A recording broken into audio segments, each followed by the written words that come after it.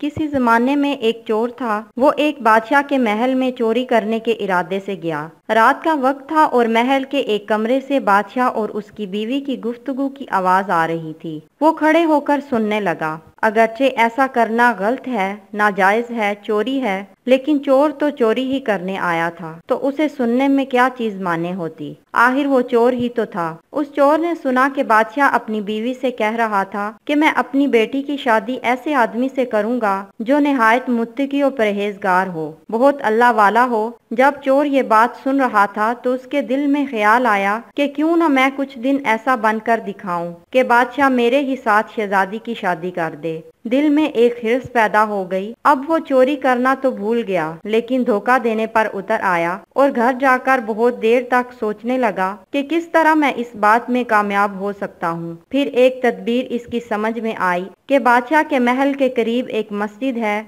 उसमें जाकर बुजुर्गाना लिबास पहनकर और उनकी वज़ाकता इख्तियार करके वहाँ दिन रात इबादत में मशगूल होकर बैठ जाऊं, तो शायद ये बात बादशाह तक जरूर पहुँच जाएगी कि कोई आदमी यहाँ ऐसा मुत्तकी और परहेजगार है जो दिन रात अल्लाह की इबादत में मसरूफ है। तो हो सकता है कि बादशाह की निगाह मेरे ऊपर पड़ जाए और मैं शहजादी से शादी के लिए चुन लिया जाऊं। ये इस चोर का एक निहायत हकीर और जलील दुनियावी मकसद था जिसके लिए उसने ये इरादा किया। फिर उसने अपने प्रोग्राम के मुताबिक बुजुर्गाना लिबासों, पोशाक, वज़ाकता इख्तियार करके उस मस्जिद में जाकर नमाजों पर नमाजें, जिक्र, तिलावत, मुराकबे सब शुरू कर लिया। दिन गुजरते रहे और लोगों में शोहरत हो गई कि कोई अल्लाह वाले बहुत बड़े वली यहाँ आए हैं जो दिन रात इबादत करते हैं। यहाँ तक कि ये बात बादशाह तक पहुँच गई कि यहाँ कोई अल्लाह वाले आकर बैठे हैं, जवान, जाहिद और इबादत में लाजवाब, तकवा तहारत में बेनजीर। जब बादशाह को ये बात मालूम हुई तो उन्होंने अपने इरादे के मुताबिक गौर फिक्र शुरू कर दिया कि शहजादी के मुतालिक जो सोचा था उसके लिए इसी का इंतखाब क्यों न कर लिया जाए। बादशाह ने इस सिलसिले में गुफ्तगू के लिए अपने वजीर को भेजा।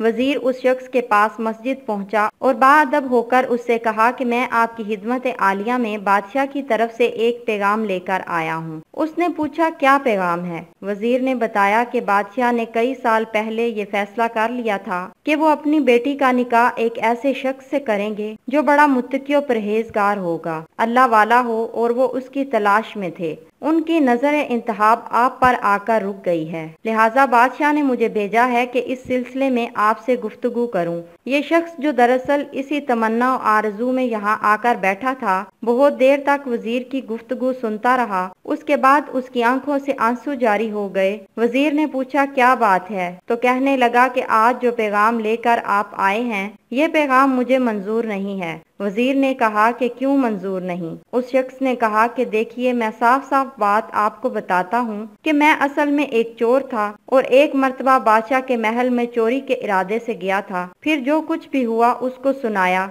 और उसके बाद इस चोर ने कहा कि मैंने तो ये वज़ाकता इसी हिरस की वजह से इख्तियार की थी, लेकिन मैं यहाँ आकर बैठा तो मेरे खुदा ने मुझे अपना बना लिया। अब बस उसके बाद मुझे और किसी की जरूरत नहीं, मेरे लिए मेरा खुदा ही काफी है। बेशक जब इबादत इबादत हो जाए, नमाज नमाज हो जाए, जिक्र जिक्र हो जाए और हमारी दीगर इबादतें वाकई इबादतें हो जाएं, तो बेशक ये नमाजें और इबादतें इंसान को बुराइयों से रोकती हैं।